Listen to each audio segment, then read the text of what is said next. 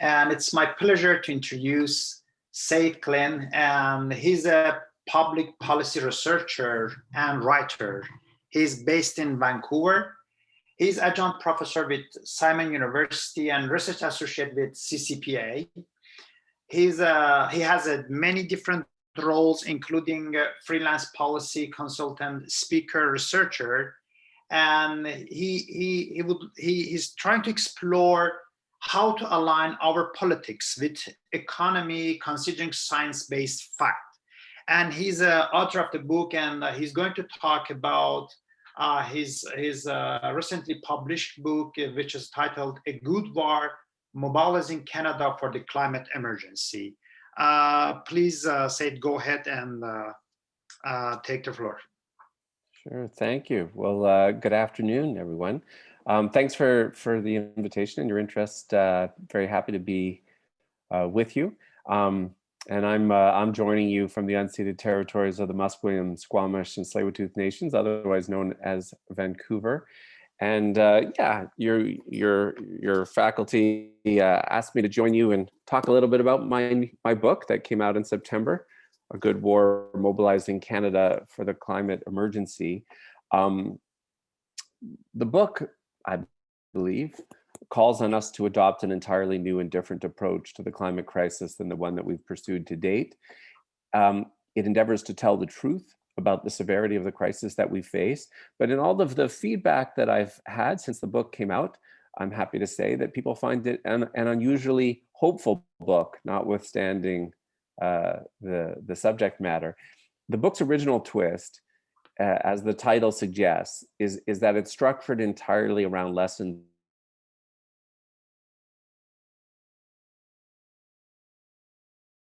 I'm sure, like many people watching I wrestle with this war analogy. My own political activism started as a teenager in the peace and disarmament movement. In fact, that was the thing that first brought me as a teenager to Halifax.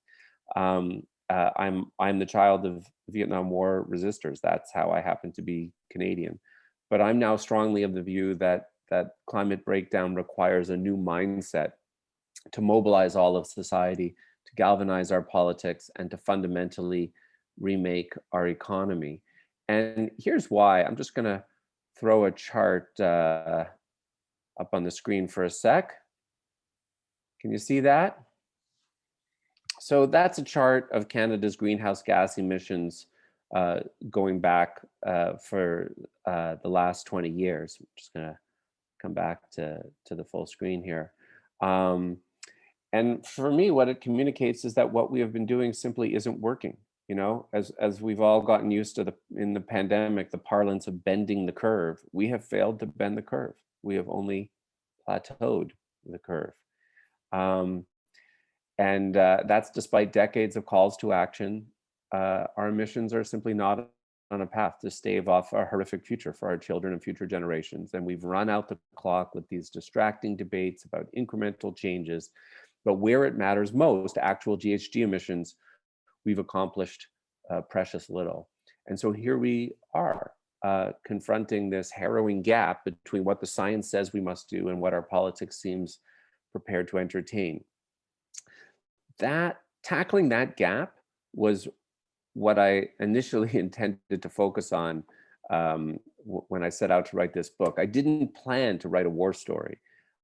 I just wanted to explore how we can align our politics and economy in Canada with what the science says we urgently need to do.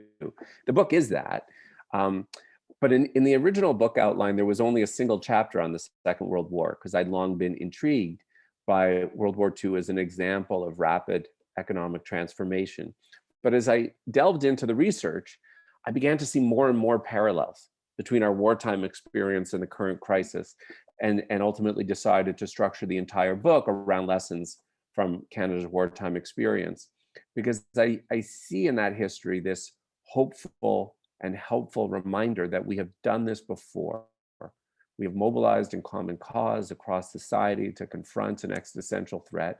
And in the process, we have retooled the entire economy twice, in fact, once to ramp up military production, another time to reconvert to peacetime, all in the space of a few short years.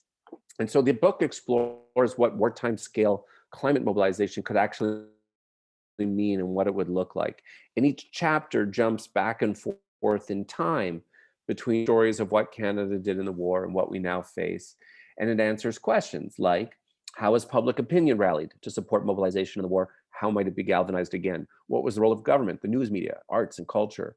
How was social solidarity secured across class and race and gender? And how can we do that again? How is national unity established across Canada's many provinces with their varying interests? And can we successfully achieve this again as we move off fossil fuels? How did we marshal all of our resources to produce what was needed? And how can we do that again? How did we pay for it then? And can we mobilize the finances again? What supports were offered for returning soldiers? And is there a model there for just transition for fossil fuel workers today? What was the role of Indigenous people in the war? And what is it in today's transformation? What was the role of youth and social movements then and now? Importantly, while much of the book lauds what Canada did during the war, there are a couple of chapters that are about the war's cautionary tales, the warnings of things that brought us shame, the internments, the squashing of civil rights, the poisoning of Indigenous lands, and perhaps most apt to the current crisis, the response to refugees. So those things that we don't want to repeat. And running through it all, what sort of political leadership do we require to see us through challenges like this? The book begins with an important comparison I make that I think gives me some hope, and it's this, which is that despite Canada's war declaration in September of 1939, it's worth recalling that, even as the winds of war gathered in the late 1930s, our leaders, and in fact, much of the public, were very reluctant to recognize what would ultimately be necessary, a lot like today. So Canada was on the cusp of being completely transformed by its Second World War experience. Yet right up to the 11th hour, our government and most of the public still hoped to avoid being dragged into that fight. And I feel like that's where we find ourselves today, in this similar awkward period where 2 summers ago, the federal government passed a climate emergency motion in the House of Commons one day, and then proceeded with reapproving the Trans Mountain Pipeline expansion the very next day. That's a dynamic that I refer to as the new climate denialism at play. And it's a concept that I unpack in the book. But as occurred in the war, I'm convinced that this phony war period isn't going to last, that it's in fact about to end. Ever since I released the book in September, I've done a lot of these events, I've done a lot of media interviews, and invariably I get asked the question, how do you know when a government gets the emergency? And of course, I should say that the book was entirely written before the pandemic. I had actually just handed the book off for final copy edit before the first lockdown, and quickly wrote an epilogue about the connections with COVID, but have now had a chance to think a lot about the comparisons between the war experience, our pandemic experience, and what we now need to do on the climate emergency. And so out of that, in answer to that question, how do you know when a government gets it? I've come up with these 4 markers that indicate that a government has actually shifted into emergency mode. And when I'm finished talking, I'll share an article I had in November in Policy Options that summarizes these 4 markers. But I'll tell you what they are now. Number 1, it spends what it takes to win. Number 2, it creates new economic institutions to get the job done. Number 3, it shifts from voluntary and incentive-based policies to mandatory measures. And 4th, it tells the truth about the severity of the crisis and communicates a sense of urgency about the measures necessary to combat it. And during the Second World War, the Canadian government did all of those things. And likewise, I would say that in response to the pandemic, we've seen our governments pass all 4 markers. But with respect to the climate emergency, so far anyway, neither our federal government nor any provincial government is hitting any of those 4 markers. So I want to explore a little bit about each of those four markers, along with a couple other key lessons that I draw from the World War II experience. In the book, I group all of these lessons into what I call the battle plan for climate mobilization. It's a 14-point plan outlining what it looks like to adopt an emergency mindset and do what it takes to win. I'm not going to walk you through all 14 points because that would take too long, but I do want to highlight a few. So marker number one, spend what it takes to win. A benefit of an emergency mentality is that it forces governments out of this austerity mindset. So this year, in response to the COVID emergency, Canada's debt to GDP ratio is going to increase from about 30% to about 50%. Now that's a big jump in a single year. But consider, at the end of the Second World War, it was more than double that. It was well over 100%. Now, the minister in the Mackenzie King government who oversaw this extraordinary wartime military production was this guy, C.D. Howe. Now, I want to pause here for a minute because I spend a lot of time in the book talking about C.D. Howe and the importance of C.D. Howe to what Canada did in the war. And C.D. Howe, there's an interesting connection with you folks at Dalhousie and with your faculty. C.D. Howe was an American. He was from Massachusetts, and he was an engineer by training. He, in fact, was the only engineer in the Mackenzie King government. He'd gone to MIT, but he came to Canada in his late 20s in order to be a professor at your university and to teach engineering at Dalhousie. That's what brought him to Canada, and he never went back. There's a second funny connection, I guess, with your faculty, which is he didn't stick around in academia very long. He ended up moving out west and ended up, he's somebody who before he went into politics, he'd made a lot of money in the private sector. And the main thing he made his money doing was building grain elevators. Throughout the 1920s and particularly the 20s, the teens and 20s, I guess, not so much in the Depression, all of these grain elevators from Prince Rupert in my province through to Ontario were built by the C.D. Howe Company. And so it was actually working with farmers and farmer cooperatives that he made his fortune. So C.D. Howe was the minister who oversaw Canada's wartime military production. And he was as the Minister of Munitions and Supply. And so he was the person who was largely responsible for what was a tenfold increase in federal government spending during the war. And when he was pressed about government spending, he famously replied, "If we lose the war, nothing will matter." And in order to finance that war effort, the government issued new public victory bonds and new forms of progressive taxation were instituted, including, by the way, a cap on profits. The kind of profiteering that we've seen in this pandemic was illegal in the Second World War. We could talk more about that later if you want. So I think as we confront the climate emergency, we're going to need similar kinds of financing tools. But the main point I'm making here is that federal spending on climate action and green infrastructure pales in comparison to both the wartime spending and the pandemic response. Just to give you one illustration of that, since the first lockdown in the middle of March a year ago, up until a few weeks ago, the Bank of Canada was buying up federal securities in order to finance the pandemic response, emergency response, to the tune of $5 billion a week.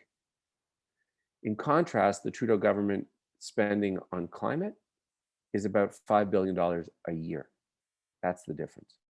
So the Trudeau government and most provincial governments, all provincial governments, they're not just spending a little less than they should in the face of the climate emergency, they're spending less by a massive order of magnitude. The second marker, create economic institutions needed to get the job done. So during the war, starting from a base of virtually nothing, the Canadian economy and its labor force pumped out this volume of military equipment that's just mind-blowing. During those 6 years, with a population less than a third what it is today, Canada produced 800,000 military vehicles, more than Germany, Italy, and Japan combined, 16,000 military aircraft, ultimately building the fourth largest air force in the world at the time, about 700 ships, primarily, in my province, a bunch of them in your province. And remarkably, the Canadian government, under the leadership of C.D. Howe, established 28 crown corporations to meet that effort during the war. So, I mean, this is what intrigues me about Howe. He was seized with the task. You know, he was happy to give contracts to the private sector. Don't get me wrong, he was no lefty. He was on the right wing of the Liberal Party. He was a private sector guy himself, but he was in a hurry.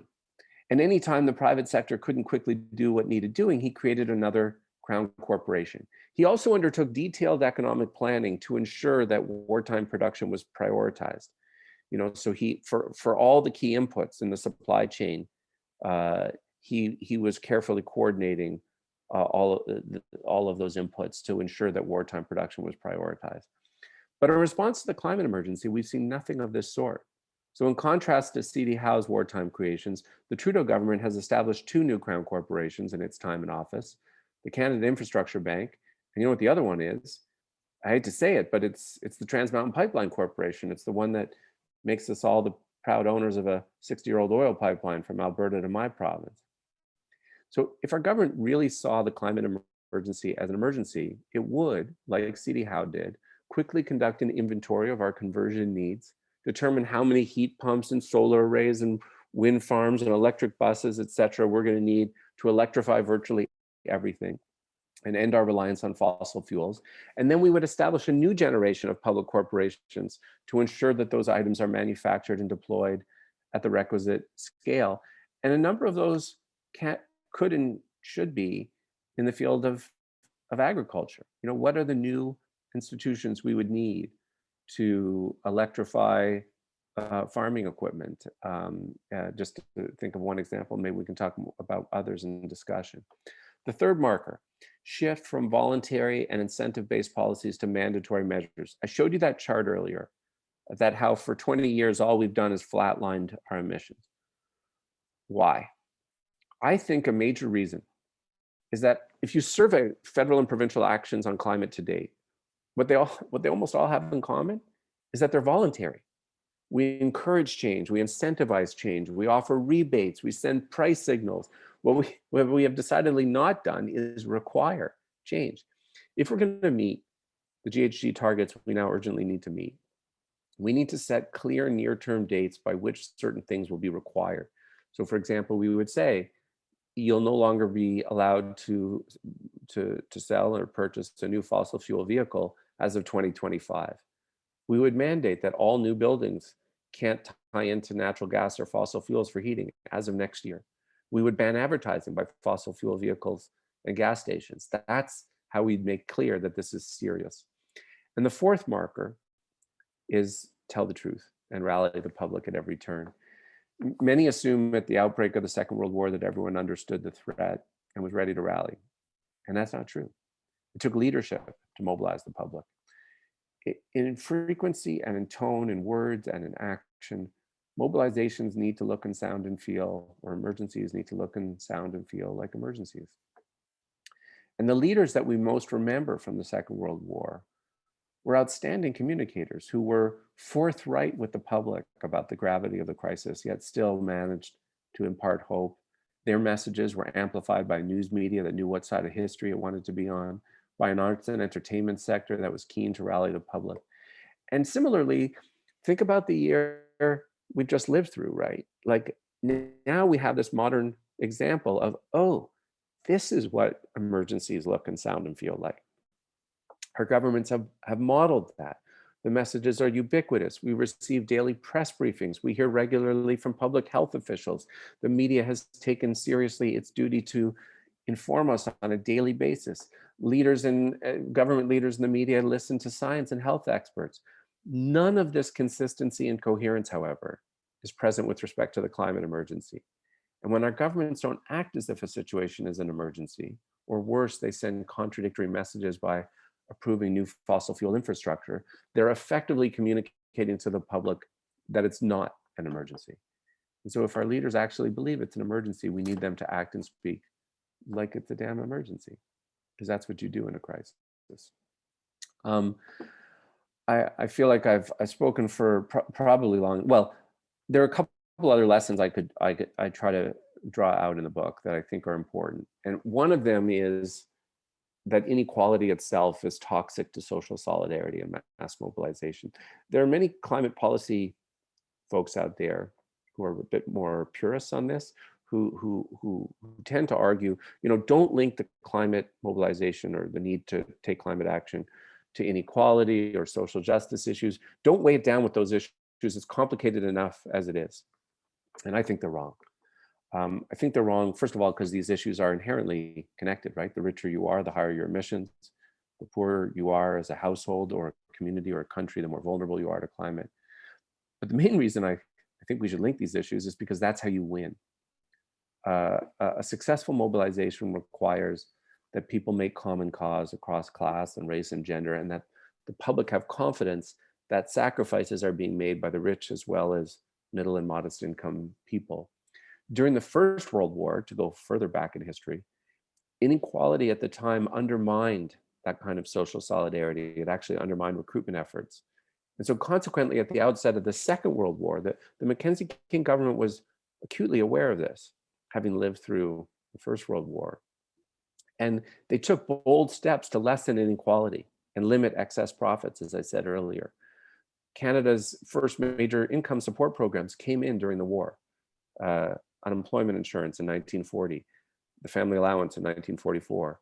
The Marsh Commission, which was this famous report that laid the architecture for the whole post-war welfare state, was written during the war and was offered up to Canadians as a pledge and a promise that the country they came back to would look different than the one they were leaving behind. That's when the mobilization really starts to happen. That's when the recruitment numbers start to get hit. And to me, there's an echo of this in the appeal of the Green New Deal today, that when you link bold climate action with tackling inequality, the support goes dramatically up. And the final lesson I'll mention is one out of any mobilization. It's just that you leave no one behind. And for me, this is the issue of jobs in particular. So in Canada today, there's currently between 200 and 300,000 Canadians who are directly employed in the fossil fuel industry. Now that's a lot of people. We need to deal with that. But one of the points I'm trying to make in the book is that as big a task as that is, again, it pales in comparison to what we did in the Second World War. In the Second World War, from a population of about 11 million people at the time, over 1 million Canadians enlisted, and over 1 million were directly employed in military production. Far, far more than are engaged in fossil fuel employment today. All of those people had to be recruited and trained up. And then after the war, they all had to be reconverted into a peacetime economy. And we did that with these audacious programs around income support and housing support and post-secondary support programs that completely transformed the face of the post-secondary sector in Canada for a generation and changed the lives of thousands of people. If we could do that then, we can do this again today. And I'll conclude my comments with this. I guess the core argument I'm making in the book is that just as the Second World War ended the Great Depression, as we rebuild from this pandemic, I think an ambitious climate plan with massive green infrastructure spending, a Green New Deal, can be just what the economy needs. The vital and urgent challenge now is to ensure that we use this experience and the opening it creates to catapult our societies into the post-carbon economy. To do as Arundhati Roy says, that this pandemic needs to be a portal or a gateway between one world and the next. But I do want to highlight one notable difference between the pandemic and this climate crossroads moment. People talk about COVID fatigue, and that's real. And some people have responded to my thesis by saying, look how quickly we've tired of emergency in this pandemic in less than a year. And now you're asking people to spend multiple years in emergency mode to tackle the climate crisis. But here's the distinction. The things that we are called upon to do in response to the pandemic are anathema to all of our social instincts. We're told to isolate, to stay home, and that's hard. The good news about the climate mobilization is that it calls on us to do precisely the opposite, which is to get out there and do something grand together.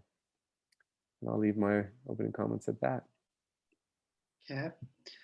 Thank you so much, Seth, for excellent talk. And I really liked how you itemized and give an action plan. And in case if anybody has a question, just please unmute yourself, or just you can write down in the chat box and I can read for Said, or he can also read it. Doesn't matter. Just please ask your question.